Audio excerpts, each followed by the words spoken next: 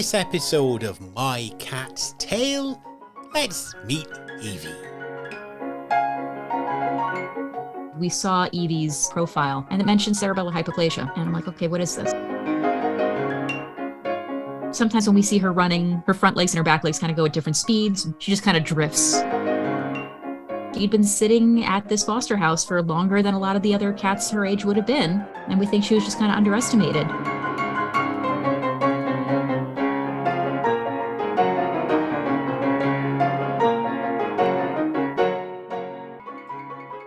Joining me now on My Cat's Tale, another of our American listeners, the feline friends from across the Atlantic. Sam joined us. Hello, Sam. Hello, Ewan. How long until everybody knows that we know each other? Now I guess. Yeah, I guess. Yeah, we give it away. No. Hide it. Let's not mention it. No. Who are you? Where am I? Why am I here? Look, these things happen. There are cats around us. Cats are lovely. But we're talking about one cat in particular here.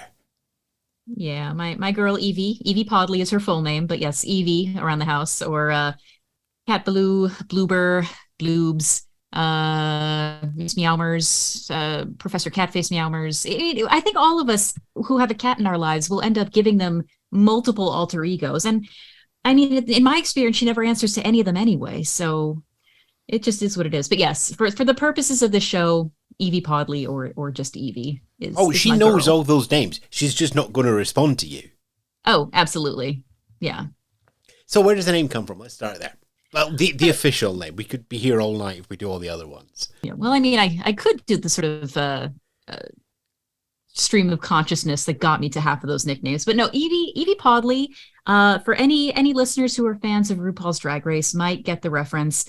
She was named after winning queen, spoiler alert, sorry, Yvie Oddly, who was a favorite of both my fiancé and mine since she had her first appearance on her first episode.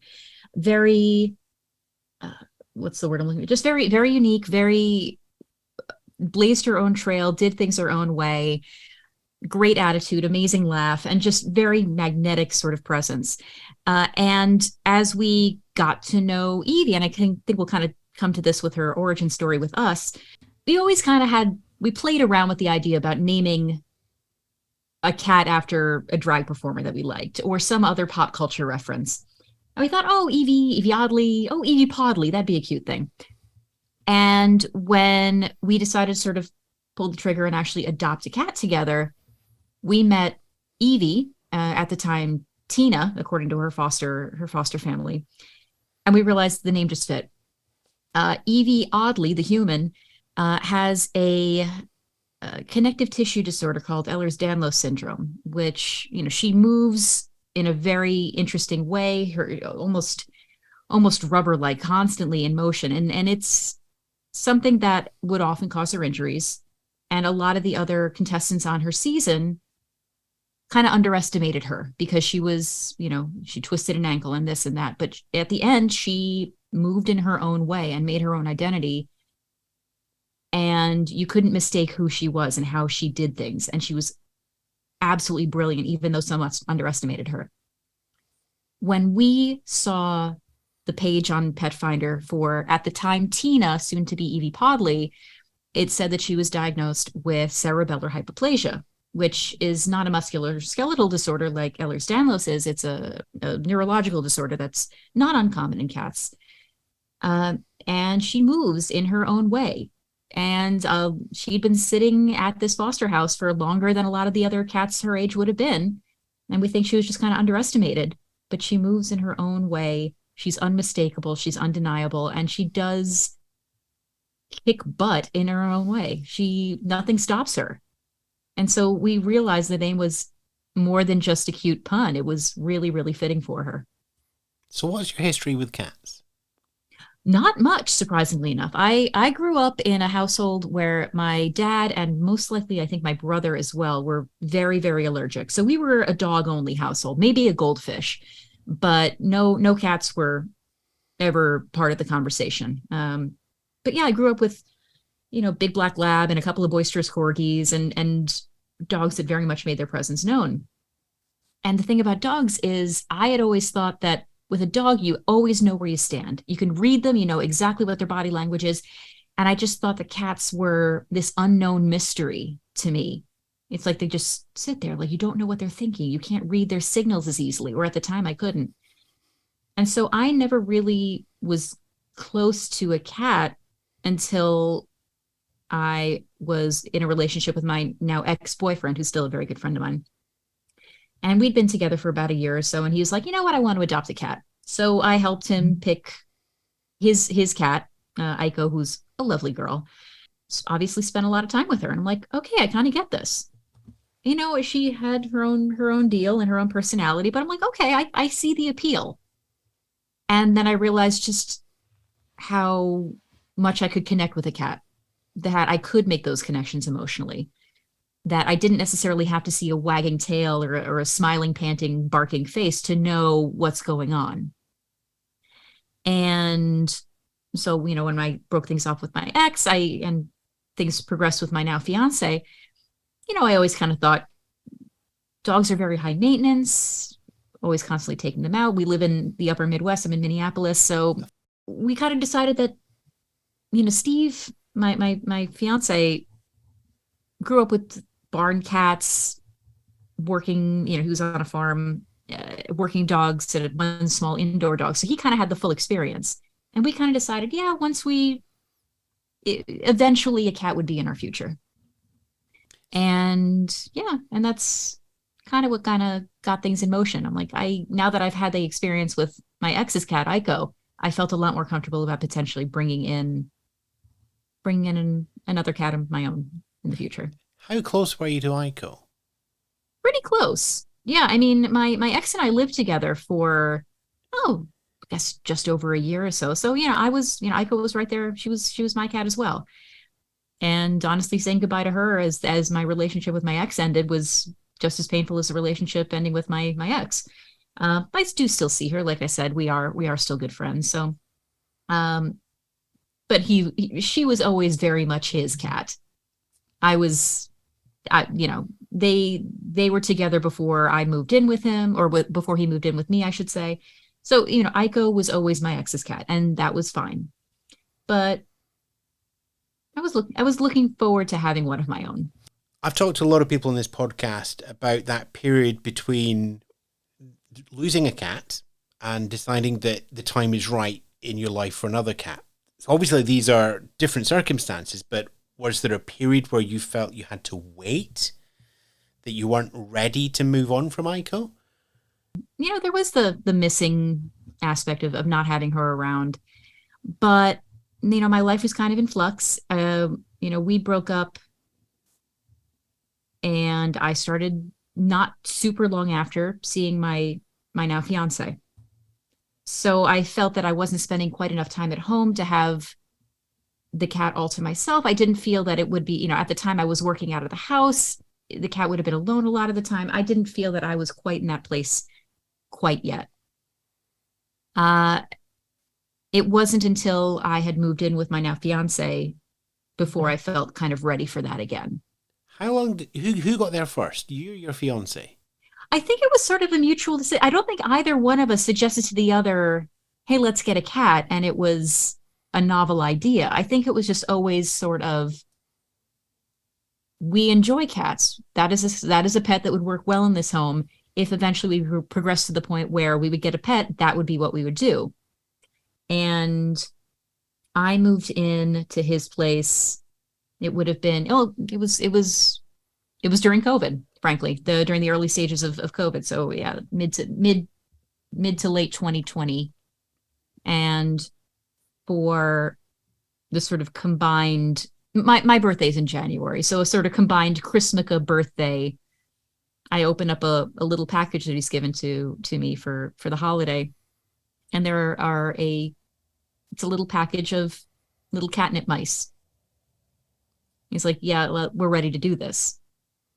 And it was the best gift ever. And so like January 2nd or 3rd, we started scouring Pet Finder to find the right one for us. And Yvie's profile just kind of stood out. You know, I kind of specifically looked for cats who were not kittens. We kind of wanted, because I wasn't a very experienced cat owner, my ex had adopted Aiko and she was about a year old. So I don't really have a lot of kitten experience. And frankly, neither does my fiance. So we knew that we wanted a cat that already knew how to cat because we weren't quite experienced enough with the kitten yet. Maybe I just have a soft and squishy spot in my heart for the forgotten ones, but I specifically looked at cats with special needs that I, as an inexperienced cat owner, could potentially work with. And we saw Yvie's, at the time, Tina's profile, and it mentioned cerebellar hypoplasia. And I'm like, okay, what is this? And I did a little bit of digging, and I'm like, okay, I've seen videos online before of people with these wobbly kittens, and how it's a very broad spectrum of how it affects them. Some cats you barely see them with any sort of affectation. Others, it's very difficult for them to eat and sit properly or use the litter box. And Yvie tends to be more on the milder side of that. She can get around just fine. She's limited in how high she can jump. She can get onto a sofa or the bed with no problem, but she's not the kind of cat that you're going to see on the kitchen counters or the dining room table or anything like that. So it's funny, despite her technically being a special needs cat, my fiance and I kind of feel like we've got a cat on easy mode. So have you made any sort of accommodations around the house? Honestly, we were prepared to put carpet runners down because we have seen many cat owners say that some will do better having some sort of texture on the floors instead of just the hardwood floor that we have in the upstairs. But honestly, the things that we have done or that she has needed have been somewhat minimal.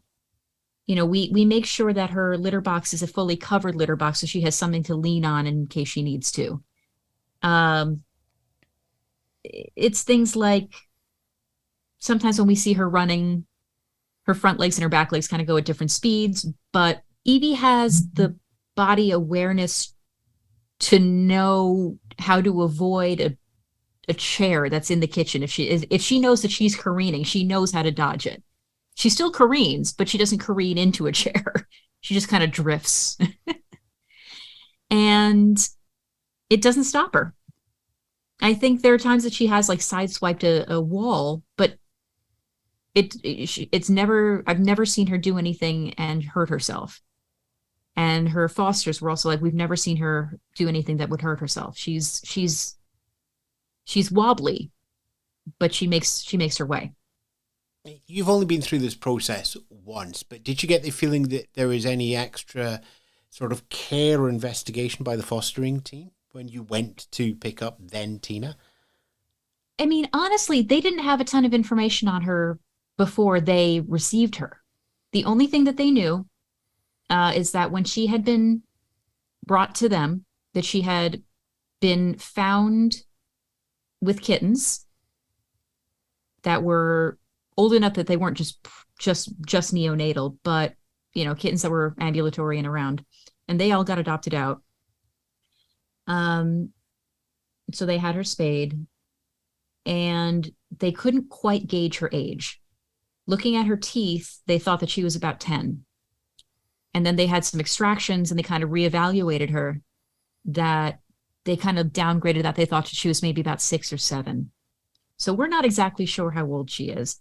But in terms of any sort of other evaluation, it's like, no, she's a bit wobbly, but she's okay. And otherwise, she's a very healthy cat. A little bit of eye goo every now and again, but that's not that's nothing too crazy.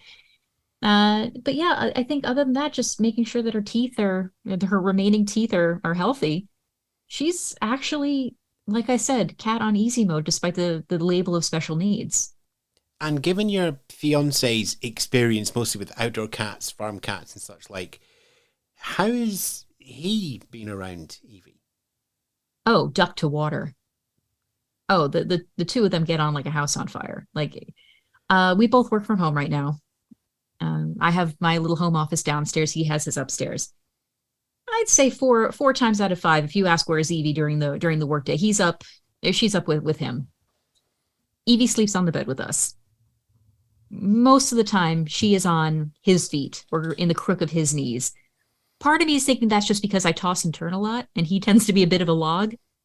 So I'm just not constant enough for her. But the two of them, if the two of us are sitting on a sofa and if she has the choice between his lap or my lap, 4 out of 5 times it's his lap, unless I'm wearing something with fleece, in which case all bets are off. Does that ever leave you just a little bit, why is she always with you? No, not at all. I mean, honestly, as long as she's happy, that's all I really care about. Like, there have been times that she's almost aggressively affectionate with him. It's like, I just want to get off my legs. Come on. So sometimes in the middle of the night, I'm happy that she's on him instead of me. And I also realize, the way of his alignment, if there's a lap that might be a different angle, like if she's feeling that there's a more of a stable surface with his lap than mine, if she's worried about equilibrium, sure, get the stable surface. I fidget, I move. He doesn't. So I'm not jealous. Like, I mean, right now she could be anywhere in the house, and right now she is curled up on a little cozy cat bed on my sofa here in my home office. So she's with me right now. What is her life like around the house? Oh, pampered. Oh, completely pampered. But I think anybody says that about their pets. She is the quiet dictator. But she's incredibly sweet. She doesn't really meow very much. She's very, very quiet, but she chirps. She squeaks. She meeps. She just she doesn't do the on noise. Like, how if you wake a cat up, sometimes they'll do the brr.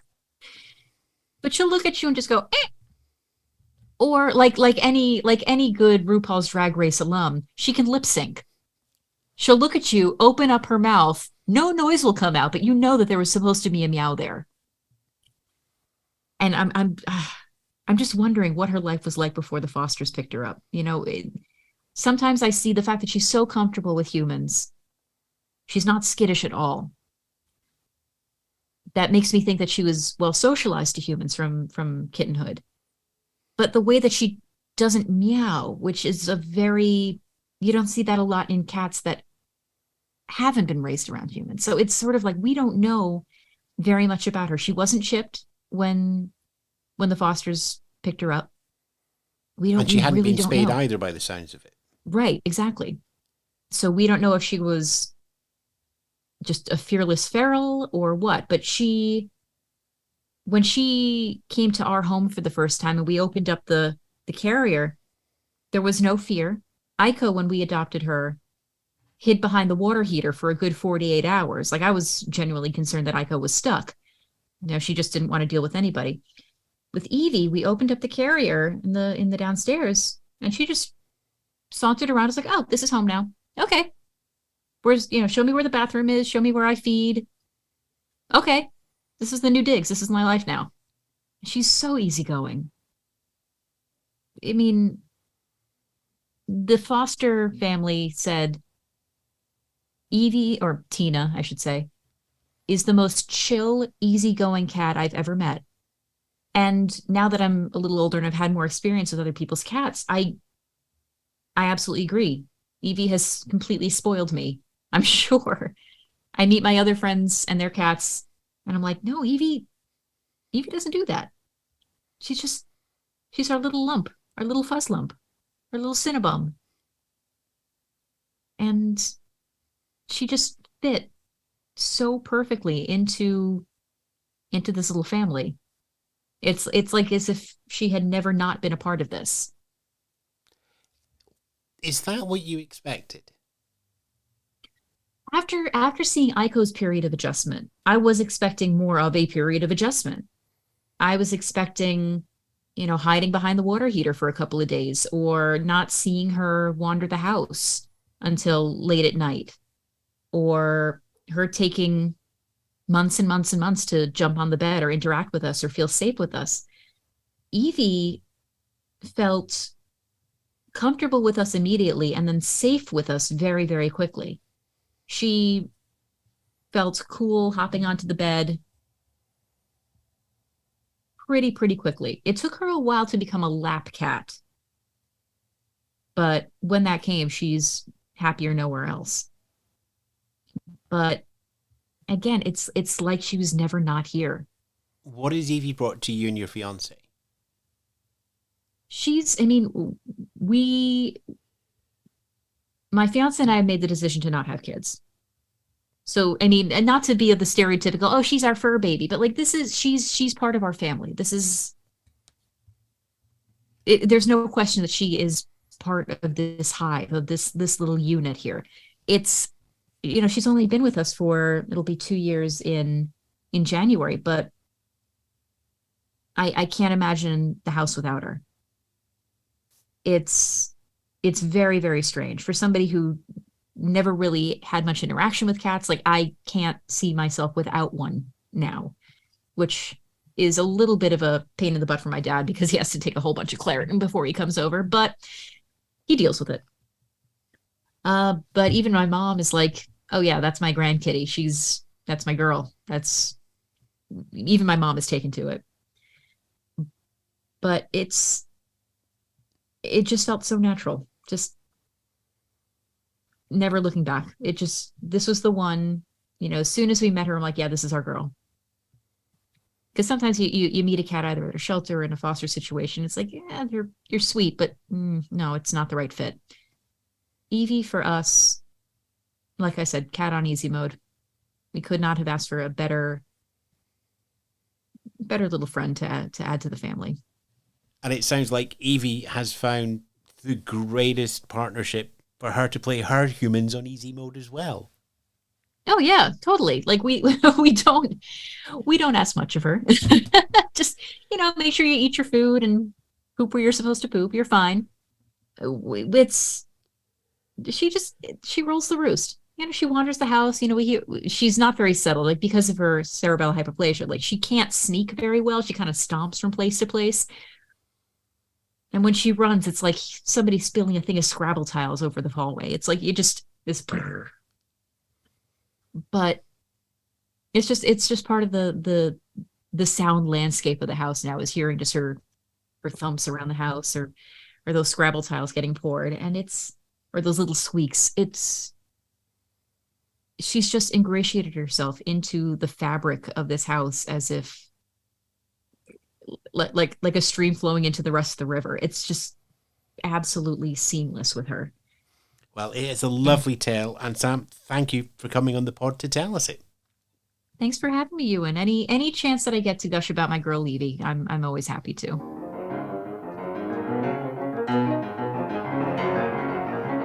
You've been listening to My Cat's Tale, a Spence Media production. Listen to more tales of our perfect pets at mycatstalepod.com and support us on Patreon.